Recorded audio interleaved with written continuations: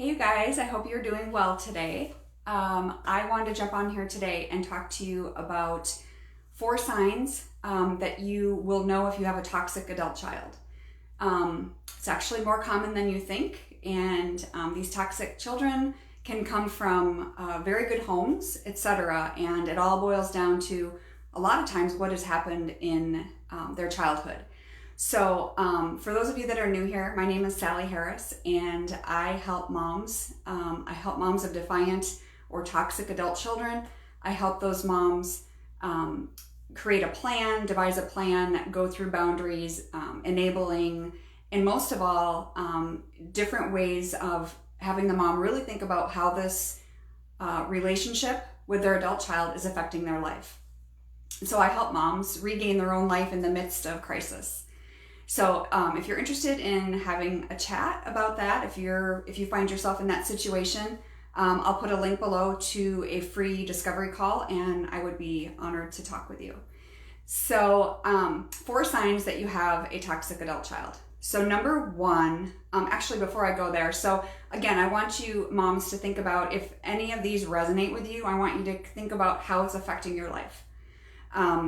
Because, experts say that if there's been some trauma in a child's life, usually emotionally they get stuck at that age.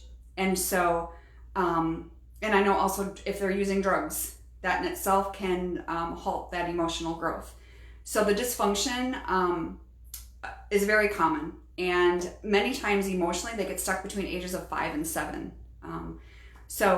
But how do you recognize these signs? So number 1 is physical health issues. So if you have an adult child who is clearly just not taking care of themselves, they find it really hard to function as an adult, with regular adult responsibilities because they're reacting with childlike emotions. So the two do not jive, right? So if you notice that, and there's a lot of toxic stress, they're eating poorly, low activity, so they're not taking care of their health, physical health at all. And with that, I believe too, is emotional health, because I think that's just as important as our physical health. Number 2 is broken relationships. Typically, they can't make a relationship work. Your relationship with them is likely broken or, definitely stressed, right? Their relationship with a significant other, with a boyfriend or girlfriend, with friends, even just friendships. There's always conflict. So they're unable to have a relationship. They have tantrums, literally an adult throwing temper tantrums. They don't know how to communicate. So that's why these relationships fall apart, because there's no communication. It's just reaction, and it's reacting from a childlike emotion. And of course, definitely no apology. Very rare will they apologize, because they don't think they've done anything wrong. Number 3 kind of goes back to what I mentioned, but substance abuse.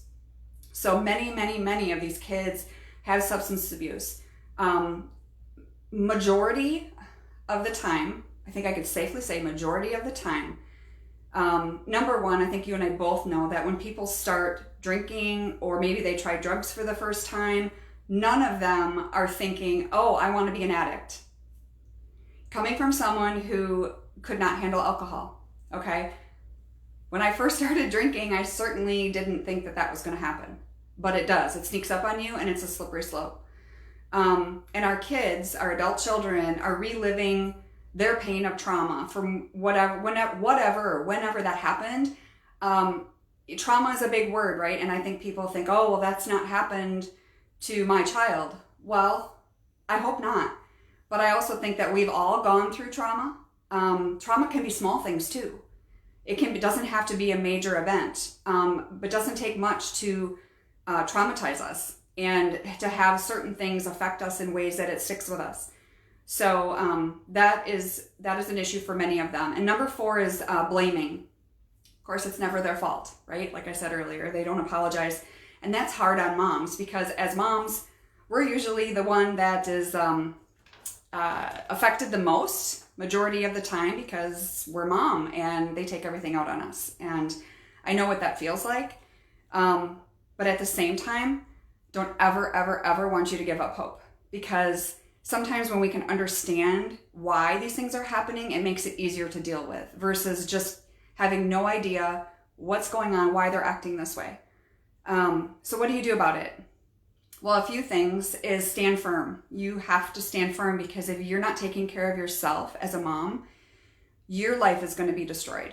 Okay. And then, as I've mentioned before, if you've watched any of my other videos, what happens so many times is this stress and this trauma. The mom becomes traumatized, literally, and she stops taking care of herself, starts drinking, overeating, fill in the blank. Could be any or all of the above. And we all know that chronic disease does not happen overnight. Happens over a long period of time, right?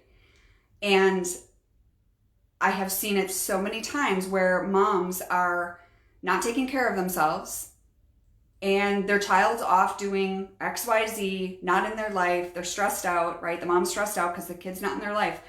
But then the kid turns their life around and starts living life, maybe gets married, has a child. And where are you? Where's mom?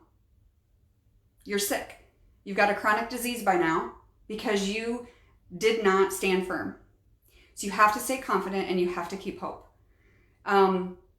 Also, don't do it alone. I would be honored to talk with you. If not, see a therapist, see a counselor. I am not a certified counselor. I'm a mom who's been there for 10 years. And I know the road that you're walking on, and our walks don't have to be identical, but our mama's heart is the same. So you need to be kind but strong. You need to tell them that they're loved, but you don't have to put up with abuse. And I know a lot of moms who are putting up with abuse. And basically get educated, whether, whoever it is that you talk to. And don't be, I think the biggest thing, and I know I did this for several years, in the beginning, we lived in a smaller town, and you think, I don't want anybody to know. I don't want anybody to know what's going on. But you know what? The minute I changed that and I started being vocal about what was going on in our life, God sends people to you. Like, people come into your life who are able to help you, right? You can help them, they help you. You're able to give to them and they reciprocate, and you're able to learn from each other, whether it's a small group or a support group or, anything like that. So it's just really crucial to not go this alone. So if that resonates with any of you today, and I know there's a lot of moms out there that are dealing with this. So I would be honored to chat with you. But even if that's not something you want to do, I encourage you to talk to somebody, because you're not meant to do life alone. So I hope you guys have a good rest of the day. Thanks. Bye.